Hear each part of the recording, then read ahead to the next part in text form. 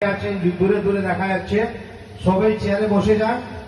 অফিসে যারা আছেন তাদেরকেও বলবো সামনে চলে আসেন, গুরুত্বপূর্ণ কথা, বারবার এটা হবে না। এই মাটিতে और हमारे जितना बिहार के, झारखंड के ड्राइवर हैं, जहां उड़ीसा के, आसाम के जितने भाई सुन रहे हैं, ट्रक में बैठे हुए, गाड़ी में बैठे हुए, आप उतर के यहाँ आ जाइए, क्योंकि आपका लड़ाई पूरे भारत में आरडीएम लड़ रहा है। और आप ही अगर मौजूद नहीं रहेंगे तो फिर आपका लड़ाई कौन लड़ेगा? जब आपका प्रॉब्लम पुलिस से होगा तो आरडीएम को आवाज दीजिए, आरडीएम भारत के किसी कोने में आपके लिए लड़ाई लड़ने के लिए खड़ा हो जाएगा। तो जितने हमारे गाड़ी में बैठे हैं, हमेशा तो कमाइएगा 12 मास, मगर एक दिन अपने अधिकार के लिए बैठिएगा तो देखिएगा जरूरत पड़ेगा आरडीएम का। आप जैसे जानते हैं, आसाम में 2 बिहार के ड्राइवर को इतना मारा है कि जान से मारने की साजिश की है। उसके लिए अगर कोई आवाज उठाया है तो उसका नाम है आरडीएम, उसका नाम फैसल खान है। आप वीडियो के माध्यम से देख सकते हैं किस तरह से मारा गया, काट दिया गया है। तो आज के কনভেনশনে আমাদের দুটো লিডার এসছেন আলাদা আলাদা সংগঠন থেকে, ট্রেড ইউনিয়ন থেকে এসছেন। আমাদের অ্যাডভাইজার সিনিয়র সুদর্শন বাবু আমাদের মঞ্চে আসেন। আমাদের ঝাড়খণ্ড থেকে সেন্ট্রাল কমিটিতে আমাদের আব্দুল ওয়াহিদ সাহেব বোকারো থেকে এসছেন। তো উনি জেনে জোরদার তালি একটু মারলে খুব ভালো হবে। ঝাড়খণ্ড থেকে উনি আমাদেরকে সম্মান দিয়েছেন, এখানে ওয়েস্ট বেঙ্গলে ওনাকে আমরা বরণ করেছি। নিশ্চয়ই আমাদের সঙ্গে আছেন আমার মিতা ভাই ফেসাল বাবু, কোথায় গেলেন? উনি বসে রয়েছেন। আমাদের সিনিয়র লিডার ওয়েস্ট বেঙ্গলে প্রথম থেকে, রাজ্যের লিডার থেকে পারিজুল সাহেব এখন দক্ষিণ দিনাজপুর থেকে, ওনার জন্য জোর হাততালি করুন একটু। আমাদের 6টা জেলা মিলে প্রোগ্রাম করেছেন, ইমরান বাবু থেকে আর গুরুল বর্মন সাহেব থেকে, আতাউর ভাই থেকে, রশিদুল ভাই থেকে, অনেক লিডার আছেন। আমাদের মুর্শিদাবাদ থেকে আর আলিসুদ্দা এসছেন, সজল বাবু এসছেন। সবাই আমাদের এইখানে, সবাইকে তো নাম নেওয়ার একটা কঠিন হবে। তো আমি বলবো, আমরা আজকে যে প্রথমবার যে আমি আসলাম আপনাদের মাটিতে জলপাইগুড়ি, কেন আসলাম? আপনারা কি ভাড়া টাকা ফাঁকা দিয়েছেন আমাকে আনতে জন্য নাকি? একটা বলুন তো, কেউ দিয়েছে টাকা পয়সা নাকি আমাকে? কেন টাকা দেননি? আপনারা তো টাকা কামাচ্ছেন, কেন দেননি? কেন দেননি কি আমি চাইনি আপনার কাছে? চাইছি নাকি? চাইছি না, চাইব না। কেন? সুভাষচন্দ্র বোস যখন লড়েছিলেন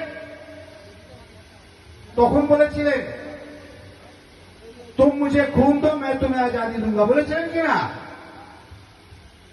আমি খুন চাইব না, আমি শুধু বলবো সাথ দেবেন। সাথ দেবেন কিনা? হাত তুলুন তো, কত লোক সাথ দেবেন? দেখুন, সব সাথ দেবেন। কেন সাথ দেবেন? কার জন্য সাথ দেবেন? লড়াই কার বিরুদ্ধে? লড়াই যারা আমাদেরকে অধিকার দিচ্ছে না। আমি কারো পার্টির পক্ষে নেই, আমি কেউ পার্টি বিরুদ্ধে নেই, কিন্তু যেইখানে আমাদের অধিকার আছে সেই জায়গায় যদি অধিকার না পাই, আমরা লড়াই করবো কি করব না? লড়াই করব, আমরা সব জায়গায় লড়াই করব। ভারতবর্ষে এআরডিএম 9 তারিখে যেই রকম ভারতবর্ষের প্রত্যেক জায়গায়, কুচবিহার থেকে মুর্শিদাবাদ অব্দি, ঝাড়খণ্ড থেকে আসাম অব্দি, ইউপি থেকে বিহার অব্দি, ভারতবর্ষের প্রত্যেক জায়গায় স্ট্রাইক করেছিল। সেই স্ট্রাইক কিষাণ ইউনিয়ন থেকে, মজদুর ইউনিয়ন থেকে, ট্রেড ইউনিয়ন থেকে আমরা ভারতবর্ষের ড্রাইভার আইআরটিএন সমর্থন করেছিলাম। কেন কি আমাদের মজদুর ভাই, আমরা তো মজদুর, আমাদের ড্রাইভার ভাই কে? মালিক নেই, আমরাও মজদুর। অনেক লোক বলে ড্রাইভারকে মজদুর বলছেন, তাহলে মোদী সাহেবকে বলুন না। আমরা সেই জন্য তো লড়াই করছি যে আমাদের ড্রাইভার কেন দিচ্ছেন না, সেটা তো বারবার চিৎকার করে বলছি। কি যদি ড্রাইভার দেবেন, আমাদের যেরকম ড্রাইভার সাহেব ছিল সেরকম ড্রাইভার সাহেব বলে স্টার্ট করবে, কিন্তু আপনি চাইছেন না। আপনি তো চাইছেন ড্রাইভার না বলুক, ড্রাইভারকে গাল দিক, ড্রাইভার থেকে টাকা নিয়ে উদ্ধার করুন, ড্রাইভারকে নোংরা ভাষা গাল দিন। এটাই তো আমাদের সম্মান দিচ্ছে, এটা তো সম্মান। আমরা যখন দেশ বর্দি পরে যাচ্ছি তখন বলা হচ্ছে এ ভাই বর্দি কেন পরে এসছো? কিন্তু বড় বড় কোম্পানি, বড় বড় নেতা, বড় বড় মালিক তারা জানেই না কিছু। কিন্তু এই যে বর্দি আছে না, সুভাষচন্দ্র বোস উনি একটা ড্রেস কোড করেছিলেন, আর উনার ড্রাইভারও বর্দি পরেছিল। জানেন কি জানেন না? তাহলে সরকার তো আমাদেরকে দিয়েছে, কিন্তু আমরা অনেক ড্রাইভার ভাই বর্দি করি না। যদি আপনি বর্দি পরবেন, যারা যারা বর্দি পরে রেখেছেন উনাকে বলছি, এই বর্দি পরে কত সম্মান লাগে, কত ইজ্জত পান আপনি, আপনি বলুন তো। সম্মান পান কি পান না আপনার বর্দি পরে? সবাই পান কি পান না? পুলিশ প্রশাসনের ক্ষমতা নেই আপনাকে হাত দিয়ে দেবে। যখন বর্দি পরে গলার মধ্যে আইডি লোগো থাকবে, তাদের ক্ষমতা নেই আপনাকে হাত দেওয়া। যখন হাত দিয়ে দেবে তার ব্যবস্থা এটিএম নেবে। কালকে একটা ঝাড়খণ্ডে মামলা হলো, একটা এটিএম ড্রাইভারকে সবাই মিলে পিটেছে। আমরা ধিক্কার জানিয়েছি আর বলেছি এআরটিএম প্রত্যেক মেম্বার আমাদের পরিবারকে একটা হাত লাগাবে, আমরা সব মিলে আমরা থানা ঘেরাও চাক্কা জাম করে দেবো, আর ওকে ধরতে হবে, তাকে পানিশমেন্ট দিতে হবে। সব মিলে ধরেছে, তাকে জাম করে দিয়েছে ঝাড়খণ্ড। তখন আমরা বুঝে গেছি এআরটিএম সংকল্প যেটা নিয়েছে সেটা কাজে লেগেছে। বড় বড় ভাষণ, বড় বড় বতলা ভোট নিয়ে চলে যাচ্ছে। তার ভোট 75 ইয়ার্স হয়ে গেছে, আমরা শুধু ভোট দিয়েছি। আপনারা কিছু পেয়েছেন?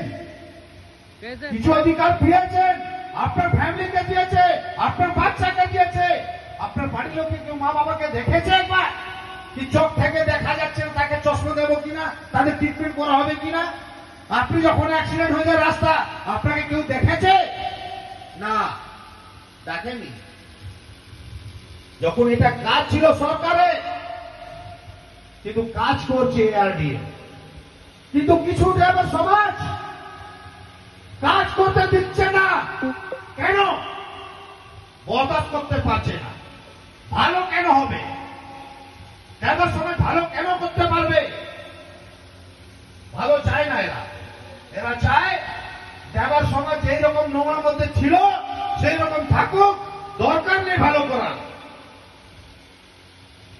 আমাদের কি প্রয়োজন ছিল? এখানে আপনারা কেন এসছেন?